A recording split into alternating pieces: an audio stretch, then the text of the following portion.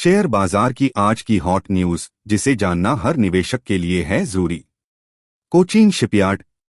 Defence sector की कमजोरी के बावजूद कोचीन शिपयार्ड चर्चा में रहा। इसकी subsidiary company Hooghly Cochin shipyard limited को heritage river journey PVT LTD से ₹100 से ₹250 करोड़ का ऑर्डर मिला है। यह ऑर्डर ब्रह्मपुत्र नदी में 2 लग्जरी रिवर क्रूज शिप तैनात करने के लिए है।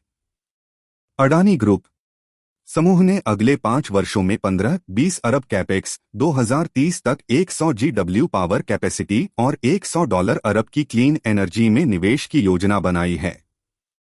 अडानी एयरपोर्ट होल्डिंग्स, जो अडानी एंटरप्राइजेस की सब्सिडियरी है, को डिमर्ज कर अगले 2 वर्षों में IPO लाने की तैयारी है। राइट्स को गुजरात अर्बन डेवलपमेंट कंपनी से ₹29 करोड़ का कॉन्ट्रैक्ट मिला है। यह कॉन्ट्रैक्ट कंपनी की इंजीनियरिंग और कंसल्टिंग क्षमताओं को दर्शाता है। IRCTC 1 जुलाई से रेलवे द्वारा यात्री किराए में बढ़ोतरी की योजना बनाई जा रही है।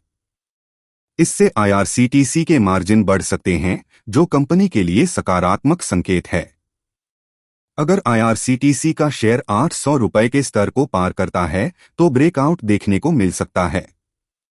हाल हिंदुस्तान एरोनॉटिक्स लिमिटेड। भारतीय वायुसेना को मार्च 2026 तक कम से कम 6 तेजस मार्क 1 जेट मिलने की उम्मीद है। हालांकि इंजन की अनुपलब्धता के कारण डिलीवरी में देरी हो रही है। भारत और अमेरिका के बीच F414 इंजन, जो तेजस मार्क 2 को पावर देगा, की डील अगले साल मार्च तक फाइनल होने की संभावना है। Garden reach ship builders engineers GRAC। पिछले कुछ महीनों में GRAC के शेयरों ने शानदार प्रदर्शन किया है। इसकी प्रमुख वजह थीं भारत पाकिस्तान तनाव, जिससे रक्षा क्षेत्र में खर्च बढ़ा, इजरायल-ईरान संघर्ष, जिससे अधिक एक्सपोर्ट ऑर्डर्स की उम्मीद बढ़ी। लेकिन हाल ही में सीजफायर की वजह से डिफेंस सेक्टर के शेयरों में करेक्शन देखने को मिला है, जिसमें GRAC भी शामिल है। EMS limited. EMS लिमिटेड एक small cap water treatment company है। कंपनी को कोलकाता म्युनिसिपल कॉरपोरेशन से करीब 782 करोड़ का बड़ा ऑर्डर मिला है। यह प्रोजेक्ट 3 साल का है, साथ में 15 साल की मेंटेनेंस की जिम्मेदारी भी है। कंपनी का मार्केट कैप लगभग ₹3,500 करोड़ है। CDSL central depository services India limited. CDSL को मार्केट में उठापटक के समय अनिश्चितता का सामना करना पड़ा।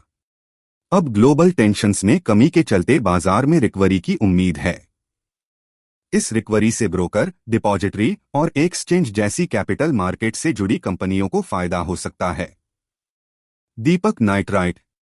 इजरायल-ईरान सीजफायर का पॉजिटिव असर केमिकल कंपनियों पर पड़ा है, खासकर दीपक नाइट्राइट पर। सीजफायर के बाद क्रूड ऑयल की कीमतों में लगभग 7% की गिरावट आई है।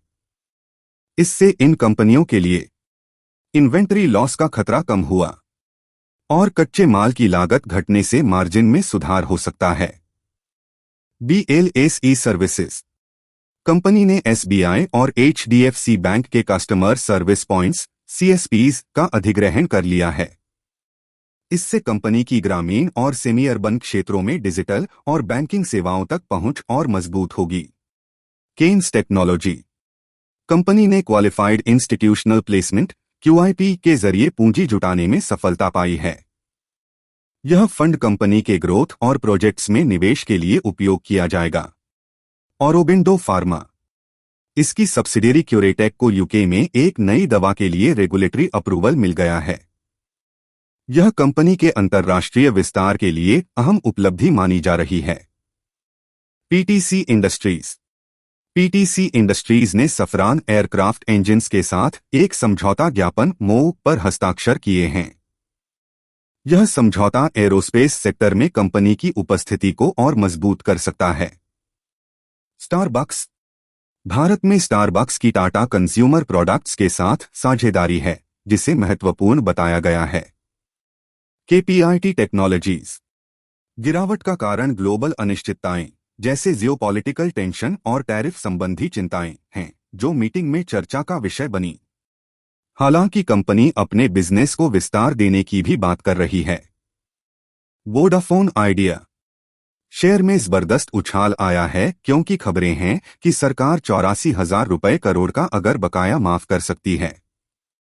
सरकार की हिस्सेदारी अब कंपनी में 49.02% हो चुकी है, यानी सरकार सबसे बड़ी शेयर होल्डर है। हालांकि यह अभी भी घाटे में चल रही कंपनी है और 5G रोलआउट में अपने प्रतिद्वंद्वियों से पीछे है। समापन कंक्लूजन। वीडियो में किसी भी स्टॉक के लिए बाय सेल रिकमेंडेशन नहीं दिया गया है। सभी जानकारियां एजुकेशनल पर्पस के लिए हैं।